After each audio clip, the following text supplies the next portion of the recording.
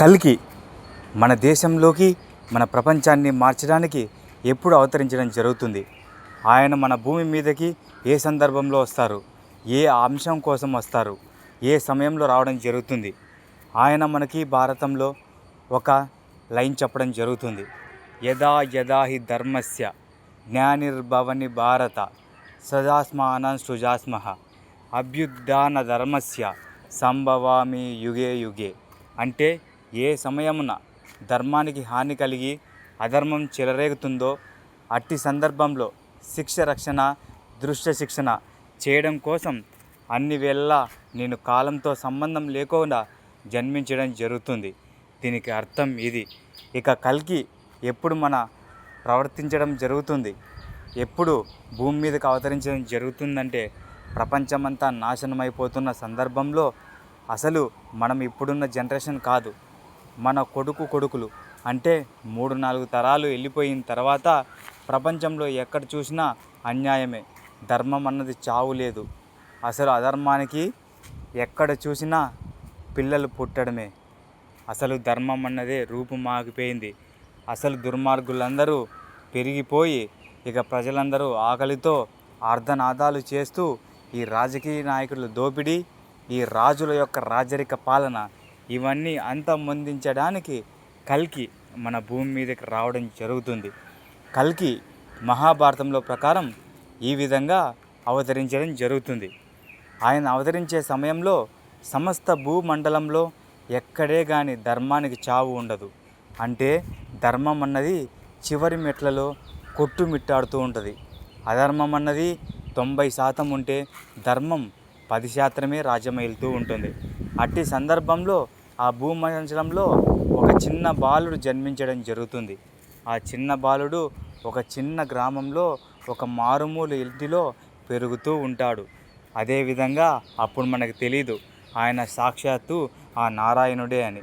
ఎందుకంటే ఎవరైనా సరే భావించేది ఒక చిన్న చెట్టు మొక్క ఏ విధంగా పెద్దగైతే కాయలు ఇస్తుందని చెప్పి ఏ విధంగా మనకు తెలియదో అలాంటి ఒక సృష్టి మనకు భూమి మీదకి ఆకాశం నుంచి రావడం జరుగుతుంది. కానీ సాధారణంగా శ్రీకృష్ణుడు ఎత్తేటువంటి అవతారాలు చాలా సజావుగా అంటే శ్రీకృష్ణుల్లాగా సాధారణంగా ఉండడం జరుగుతుంది. కొన్నిసార్లే పరశురాముల్లాగా రాక్షసత్వంగా ఎత్తడం జరుగుతుంది. ఇక దీని జోలికి వచ్చినట్లయితే ఆ చిన్న బాలుడు కల్కి ఎక్కడో మారుమూల గ్రామంలో పుట్టి విద్య నేర్చుతూ ఉంటాడు. అదేవిధంగా ఒకవైపు భూమండలంలో ఎక్కడ చూసినా అధర్మమే రాజ్యం వెళ్తూ ఉంటుంది. కానీ కాలం గడిచే కొద్దీ ఏ విధంగా పాపం పెరిగిపోయిందో అదేవిధంగా ఈ ధర్మ సంరక్షణ కోసం కల్కి కూడా పెరుగుతూ ఉంటాడు. కానీ కల్కి అన్నది శ్రీకృష్ణ పరమాత్ముడు అన్నది వాళ్ళ తల్లిదండ్రులతో సహా ఎవ్వరికీ తెలియదు. ఇక ప్రజలందరూ ఎక్కడికక్కడ కొట్టుమిరుతూ ఉంటారు. అంటే రాజకీయ నాయకుల దోపిడీ, రాజుల యొక్క రాజనీతి, వీళ్ళకు కనీసం అన్నం కూడా దొరకలేని పరిస్థితిలో ప్రపంచం అన్నది నాశనమైపోతూ ఉంటుంది. అట్టి సందర్భంలోనే ఆకాశంలో నుంచి అందరూ రాత్రి వేళలా నిద్రిస్తున్నప్పుడు ఖచ్చితంగా తెల్లటి వస్త్రాలు ధరించి ఒక తెల్ల గుర్రం మీద ఒక అగ్నిగుండంతో చెలరేగుతున్న కత్తిని చేతిలో పట్టుకొని అవతరించిన బాలుడు ఆకాశం నుంచి ఒక్కసారిగా భూమి మీదకి తెల్లటి గుర్రంతో తెల్లటి వస్త్రాలతో కత్తి నిగనిగలా మెరుస్తూ భూమి మీదకి రావడం జరుగుతుంది. ఆ కల్కి ఈ శ్రీకృష్ణ పరమాత్ముడే అని మనకి మహాభారతంలో ఆల్రెడీ చెప్పడం జరిగింది. ఆయన రాక ఎలా ఉంటుందంటే సమస్త భూమి అన్నది కంపించిపోతుంది. ఆయన ఒక్క ముఖ తేజస్సు 10 మంది ఒకేసాటిగా రంభ ఊర్వశి మేనకలు నిలబెడితే ఎంత అందం కలబోస్తుందో అంత సజాతుగా మెరిసిపోతూ ఉంటుంది. అదేవిధంగా ఆయన భూమండలంలో ఎప్పుడైతే ప్రపంచంలో ఉన్నటువంటి ధర్మం అదేవిధంగా అధర్మం ఏ విధంగా 2 రూపాయలు ఒక నాణ్యానికి ఉంటుందో అదేవిధంగా లేకోకుండా కేవలం ధర్మం వెళ్ళిపోయి అధర్మం మాత్రమే రాజ్యం వెళ్తున్నప్పుడు ఈ అవతారం అన్నది కట్టడం జరుగుతుంది. ఇక ఆయన రావడంతోనే రాచరికం మొదలు పెడతారు.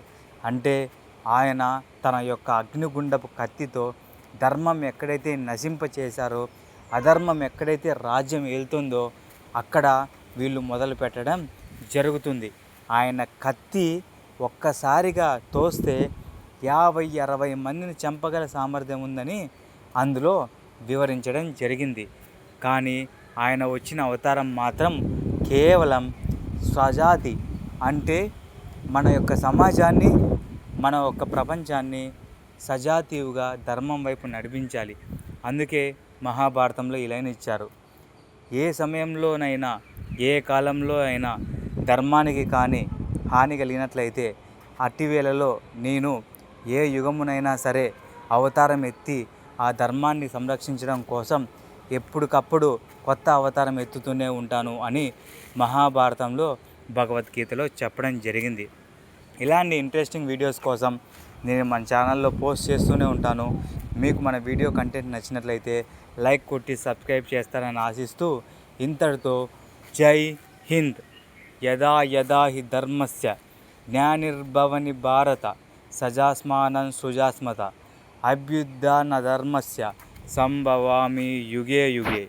Thank you for watching. జై హింద్.